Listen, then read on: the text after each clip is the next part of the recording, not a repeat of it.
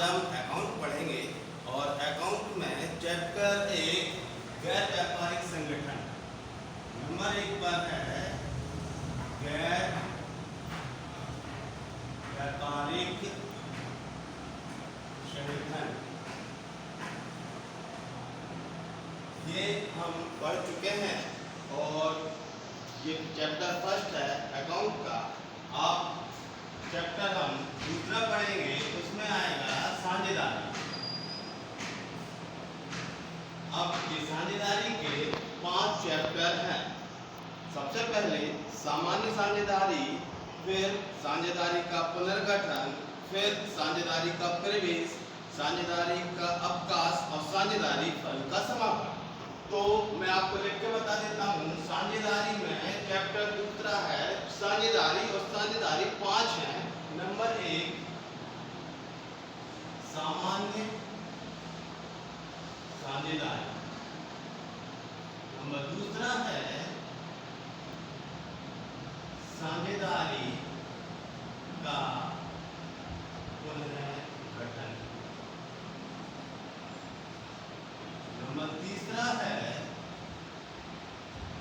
साझेदार का प्रवेश, नंबर चौथा है साझेदार का अवकाश और नंबर 5 है साझेदारी फल का समापन। तो ये 5 चैप्टर हैं जिसमें से हम आज शुरू करेंगे पहला चैप्टर साझेदारी, सामान्य साझेदारी।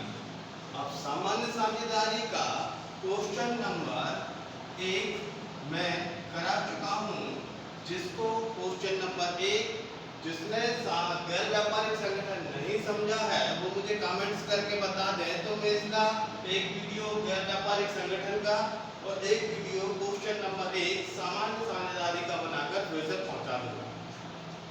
तो अब हम सामान्य साझेदारी पढ़ेंगे।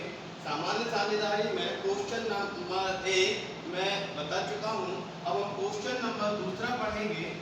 क्वेश्चन नंबर दूसरा, ये क्वेश्चन नंबर दूसरा पढ़ने के पहले मैं आपको बता दूं कि जीपीएच बुक के क्वेश्चन है। आप लोगों को जीपीएच की बुक में ये क्वेश्चन मिल जाएंगे। क्वेश्चन नंबर दूसरा में हम 3 चीजें बनाएंगे। सबसे पहले नंबर 1 पर बनाएंगे लाभ हानि खाता, नंबर 2 पर बनाएंगे स्थायी दशा में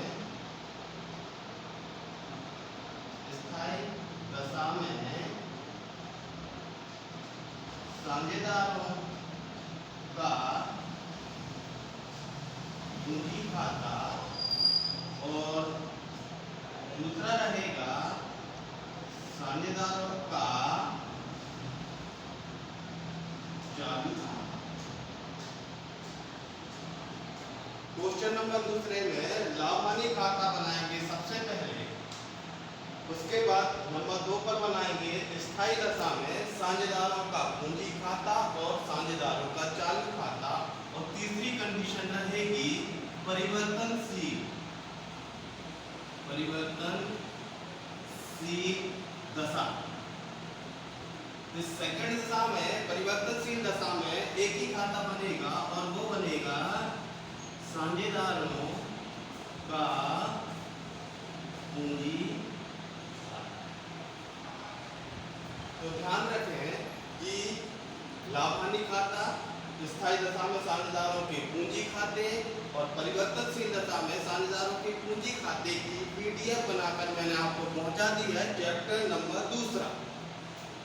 इस चैप्टर नंबर पहले में आपको ये सब चीजें मिलेंगी और चैप्टर नंबर दूसरे में ये सब चीजें मिलेंगी, क्योंकि चैप्टर नंबर पहला गैर व्यापारिक संगठन का है और चैप्टर दूसरा सामान्य साझेदारी का है। इस सामान्य साझेदारी में थ्योरी के क्वेश्चन मैंने आपको पहुंचा दिए हैं।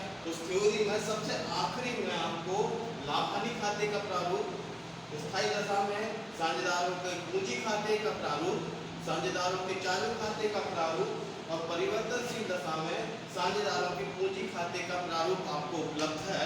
आप वहां पर जाके इनके प्रारूप को याद करें। जब ये प्रारूप याद होंगे तभी हम क्वेश्चन कर पाएंगे। अब हम क्वेश्चन नंबर दूसरा पढ़ के बताते हैं। क्वेश्चन नंबर जैसे कि आपको बता दिया है मैंने कि क्वेश्चन नंबर हम दूसरा कर रहे हैं और दूसरे क्वेश्चन में पहले नंबर पे बनेगा लाभ हानि खाता, स्थायी दशा में साझेदारों का पूंजी खाता, साझेदारों का चालू खाता, परिवर्तनशील दशा में साझेदारों का पूंजी खाता। अब हम सवाल पढ़ के बताएंगे और लाभ हानि खाता से शुरू करेंगे। लाभ हानि खाता सवाल देखिए, क्वेश्चन नंबर दूसरा, चैप्टर नंबर दूसरा। क्वेश्चन दिया है अजर, अमर और अमृत साझेदार है जो 3:1 के अनुपात में लाभ हानि को बांटते हैं। उन्होंने व्यापार में क्रम से 6,000, 4,000 और 2,000 रुपये पूंजी लगाई। सन 2017 में उन्होंने 4,500 रुपये का लाभ कमाया। अमृत को 500 रुपये प्रति वर्ष वेतन देना तय हुआ। उस वर्ष उन्होंने क्रम से 1,600 और 400 रुपये निजी उपयोग के लिए आहरण किए। आहरण पर ब्याज की राशि क्रम से 200, 100 और 140 रुपये है। आपको साझेदारों का लाभ हानि खाता और स्थायी दशा में साझेदारों के पूंजी खाते, चालू खाते और परिवर्तनशील दशा में साझेदारों का पूंजी खाता बनाना है। तो आइए सबसे पहले हम लाभ हानि खाता बनाते हैं। लाभ हानि खाते में इस तरफ आता है पूंजी पर ब्याज, वेतन, कमीशन, इस तरफ आता है वर्ष का लाभ, आहरण। लाभ हानि से हानि हो तो इस साइड और लाभ हानि से लाभ हो तो इस साइड आता है। जैसे कि आपको प्रारूप में है, आपके पास पहुंचा दिया गया है। तो मैं इधर पे सबसे पहले लिखूंगा प्रारंभिक शेष। प्रारंभिक शेष में हम लिखते हैं वर्ष का लाभ। तो सवाल में हम देखेंगे वर्ष का लाभ कितना दिया है, तो वर्ष का लाभ दिया है 4,500। तो हम लिखेंगे यहाँ पर 4,500। फिर हम सबसे पहले इस साइड पूंजी पर ब्याज लिखते हैं, लेकिन सवाल में पूंजी पर ब्याज नहीं दिया गया तो नहीं लिखेंगे। फिर हम वेतन लिखते हैं, तो वेतन हम देखते हैं किसको मिलता है वेतन, अमृत को 500 रुपये प्रति वर्ष वेतन मिलता है। तो हम लिख देंगे यहाँ पर अमृत का वेतन, अमृत का वेतन हो जाएगा 500 रुपये। अब 500 रुपये ये वेतन में हमको इस बात का ध्यान रखना है ये वेतन प्रति वर्ष है या प्रति माह है। प्रति वर्ष है तो पूरा लिख देंगे, प्रति माह है तो फिर वेतन में माह का गुणा करके जो राशि आएगी वो यहाँ पर लिखी जाएगी। उसके बाद इस साइड हम आहरण पर ब्याज लिखते हैं, आहरण पर ब्याज। तो सवाल में दिया हुआ है कि आहरण पर ब्याज तीनों ने किए हैं और तीनों के नाम हैं अजर, अमर और अमृत। आहरण पर ब्याज सबसे पहले हम अजर का लिखेंगे, फिर अमर का लिखेंगे, फिर अमृत का लिखेंगे। तो अजर का आहरण है 200 रुपये, अमर का आहरण है 100 रुपये और अमृत का आहरण है 140 रुपये। इस प्रकार इन तीनों ने मिलाकर आहरण किया है 200 और एक 300 और एक 400, 440 रुपये इन्होंने आहरण किया है। तो हम यहाँ लिखेंगे 440। अब हम यहाँ पर वेतन आता है, उसके बाद पूंजी पर ब्याज आता है, कमीशन आता है। तो इस सवाल में ना कमीशन है ना पूंजी पर ब्याज है तो वो नहीं लिखेंगे।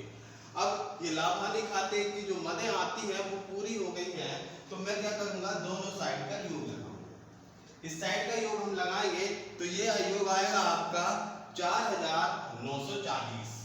ये 0, ये 4 ज्यों के त्यों, ये 5 और 4 9 और ये 4, तो इस साइड का योग आया 4940। इस साइड का योग है 500, तो 500 रुपए को 4940 रुपए में से 500 रुपए घटाएंगे तो योग आ जाए, यहाँ पर आ जाएगा अंतर की राशि को हम क्या बोलेंगे, लाभ हानि से लाभ। अगर इस साइड का योग बड़ा है, इस साइड का योग छोटा होता है तो लाभ हानि से लाभ होता है, और इस लाभ हानि से लाभ को हम उनके अनुपात में बांटते हैं जो कि सवाल में दिया होता है। इस सवाल में अनुपात दिया था, लाभ हानि अनुपात दिया था 3:2:1। इसमें अब हम इस लाभ को बांटेंगे तो लाभ निकालेंगे 4940 माइनस 500, तो ये लाभ आ जाएगा आपका 4440। अब इस लाभ को हम तीनों साझेदार में बांटेंगे, अजर में, अमर में और अमृत में। तो अजर के लिए हम क्या करेंगे, 4440 गुणित अजर का भाग ये 3 है, 3 बटे इन सब का योग बटे में रखते हैं, तो बटे में करेंगे 6। अब 6 से हम इसको काटेंगे तो पहले हम 44 को काटेंगे, 6 पंजे 30, 6 36, 6 7 42, तो ये कितनी बार कटेगा, 42 बार। 42 कितनी बार, 6 7 42। अब बचेगा 2, होगा कितने, 24, 6 चौके 24 और 1 शून्य जो कि क्यों रख देंगे इधर, तो ये कितनी बार कटा, 740 बार। अब 740 का हम गुणा करेंगे 3 में, तो 3 से गुणा करते हैं तो 3 शून्य 3 चौके 12 के 2, हासिल का 1, 3 7 21 और 1 22, तो अजर को मिलेंगे 2220 रुपये।